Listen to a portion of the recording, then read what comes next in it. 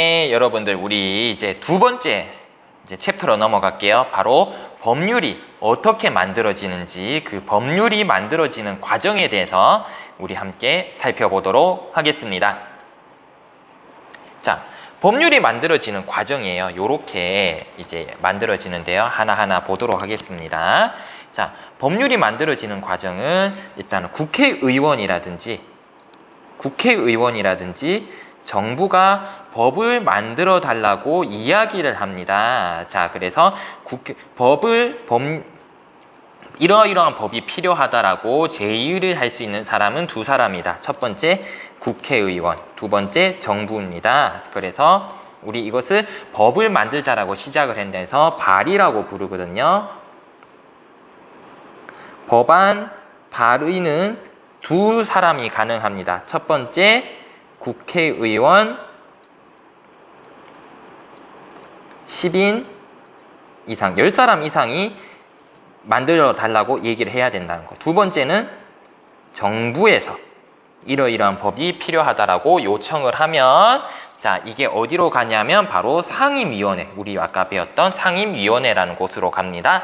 이 상임위원회라는 곳에서 도대체 무엇을 하냐면 바로 법률안에 대해서 이 법이 필요한지 안 필요한지, 자, 심사라는 걸 하게 됩니다. 상임위원회에서는 심사라는 걸 하게 됩니다. 즉, 이 법이 필요한지, 진짜 필요한 법인가, 필요하지 않은 법인가, 이미 만들어진 법이 있는지 없는지, 이런 것들을, 법안에 대한 필요성을 정밀하게 심사를 하게 됩니다. 자, 그렇다면 이 위원회에서 심사를 거쳐서 이 법은 진짜로 필요한 것 같아라고 결정이 되어지면 이제 어디로 간다? 바로 본회의로 가게 됩니다. 본회의로 가게 되고요. 자, 이 본회의에서 우리 아까 나왔던 국회의원들이 모인 회의를 우리 본회의라고 부릅니다. 이 본회의에서 법률안에 대해서 이제 투표하기 전에 법률안에 대한 질문과 그리고 토론을 거쳐서 국회의원이 찬성을 통해 가결, 즉 법이 통과되는 겁니다. 그러니까 본회의에 가서는 어떤 걸 하느냐? 먼저 법률안에 대한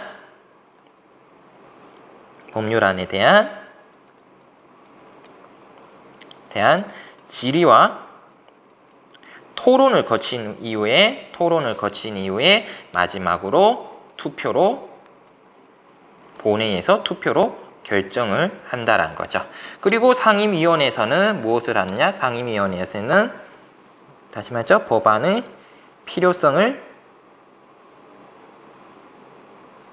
심사를 한다는 거죠. 법안의 필요성을 심사를 하고 마지막으로 본회의에 가서 이것을 결정을 한다. 그러면 본회의에서 결정을 하면요, 사실 바로 법이 만들어지는 게 아니라 이 본회의에 결정이 된 거를 대통령한테 가게 됩니다. 우리 다음 단에서 배울 건데요. 대통령이 국회에서 이러이러한 법을 만드는데 대통령도 동의하십니까? 대통령이 동의하면 이제 공포라는 것으로 통해서 법이 이제 시행이 되어집니다. 공포라는 말은 이제 이러이러한 법이 만들어졌어요 라고 이제 국민들한테 알리는 겁니다. 공포라는 것은 널리 알린다는 뜻을 가지고 있거든요. 대통령이 동의하면 이제 이 법은 최종적으로 이제 시행이 되어지는 거, 이 법이 만들어졌다라고 최종적으로 결정이 되는 거지만 간혹 가다가 대통령이 거부권을 행사할 수도 있습니다. 이거 국회에서 만든 건데 이거 보니까 대통령이 판단하기에는 이 법을 인정할 수 없어요. 그렇기 때문에 생각하면 대통령이 거부권을 행사를 할 수도 있습니다. 그래서 일단은 우리 첫 번째 법률안이 만들어지는 과정은 이러한 과정을 거쳐서 만들어진다라고 생각해 봅시다. 첫 번째, 국회의원 10인 이상 또는 정부에서 법안을 발의한다. 두 번째는 상임위원회에서 이 법안의 필요성을 심사를 합니다. 그리고 상임위원회에서 법안이 필요하다라고 생각을 하면 어디로 간다? 본회의로 갑니다. 본회의에 가서 국회의원 사이에 질문과 토론을 거친 이후 투표로 결정을 하고요. 만약 이 본회의 투표에서 많은 국회의원들이 찬성을 한다면 대통령이 여기에 동의를 하게 되고요. 대통령이 동의를 하면 이 법이 이제 실제로 만들어지게 된다. 법률안이